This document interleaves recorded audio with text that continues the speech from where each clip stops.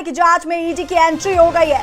ED ने इस मामले में मनी लॉन्ड्रिंग की जांच शुरू कर दी है, जिसे लेकर दिल्ली सरकार के स्वास्थ्य सेवा निदेशालय यानी डीजीएचएस से दवाओं और मेडिकल उपकरणों की खरीद, सप्लाई और टेंडर प्रक्रिया से जुड़े दस्तावेज मांगे गए हैं।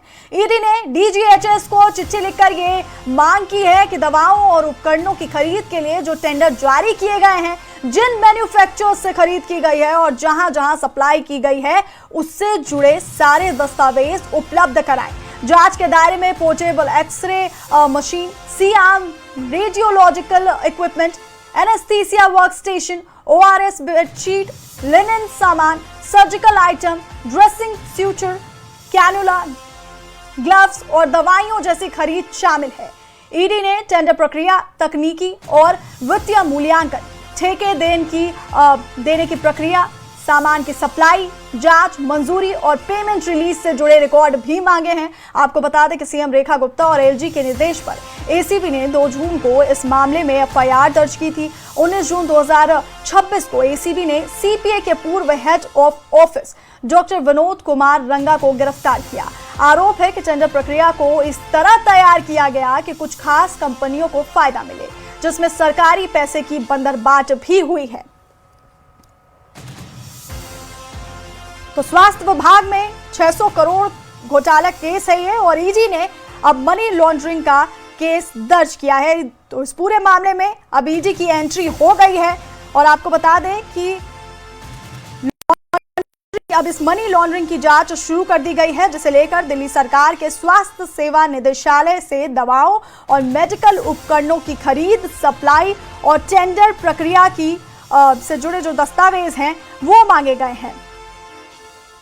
और इसी खबर पर हमारे सहयोगी आनंद तिवारी हमारे साथ फोन लाइन पर हैं। आनंद, क्या कुछ ज्यादा जानकारी है इस मामले से जुड़ी हुई?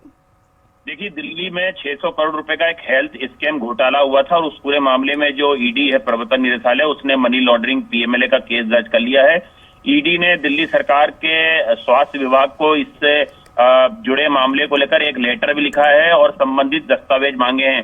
दरअसल ये मेडिकल उपकरणों की खरीद की जांच जो है अब इस पूरे मामले में शुरू होगी। ईडी की जानकारी के मुताबिक जो ये पूरा मामला था, इसमें जो इक्विपमेंट खरीदे गए थे, मेडिकल इक्विपमेंट, उसमें बड़ी धांधली की गई थी और जांच के दायरे में portable x ray machine, CR, radiological equipment, इसके अलावा बेडशीट और सर्जिकल आइटम, ऐसे कई चीजें थी जिनकी खरीद फरोख्त में जो है घोटाला हुआ था। तो इसी को लेकर हेल्थ डिपार्टमेंट से इस पूरे मामले में जानकारी मांगी है ईडी ने। इसके अलावा इस पूरे मामले में ये भी पता लगाने की कोशिश की जा रही है कि जो सामान की खरीद प्रक्रिया थी उसमें किस तरह की अनियमितताएं या वित्तीय गड़बड़ी थी, उससे जुड़ा ये मामला तो नहीं है। उसको लेकर फिलहाल जो है ये सारी दस्तावेज और जानकारी जो है वो हेल्थ डिपार्टमेंट से मांगी गई है। जी, बहुत शुक्रिया आपका आनंद, ये तमाम जानकारी हम तक पहुंचाने के लिए। तो आपको बता दें कि ये 600 करोड़ के दवा और मेडिकल उपकरण घोटाले की जांच में अब ईडी की एंट्री हो गई है और इस मामले में मनी लॉन्ड्रिंग की जांच शुरू कर दी गई है, जिसे लेकर के दिल्ली सरकार के स्वास्थ्य सेवा निदेशालय से दवाओं और मेडिकल उपकरण की खरीद और सप्लाई और टेंडर प्रक्रिया से जुड़े जो दस्तावेज हैं उन्हें मांगे गए हैं। ईडी ने चिट्ठी लिखकर ये मांग की है कि दवाओं और उपकरणों के खरीद के लिए जो टेंडर दिए गए।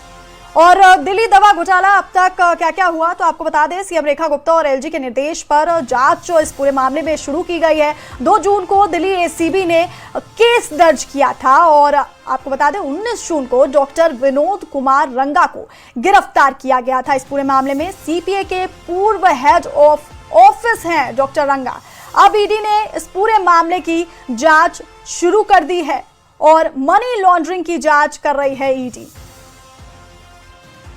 वहीं ईडी ने डीजीएचएस से अब दस्तावेज मांगे हैं, स्वास्थ्य सेवा निदेशालय से दस्तावेज मांगे गए हैं, टेंडर खरीद और सप्लाई से जुड़े दस्तावेज मांगे गए हैं। दवा और मेडिकल उपकरणों की खरीद का ये पूरा घोटाला है।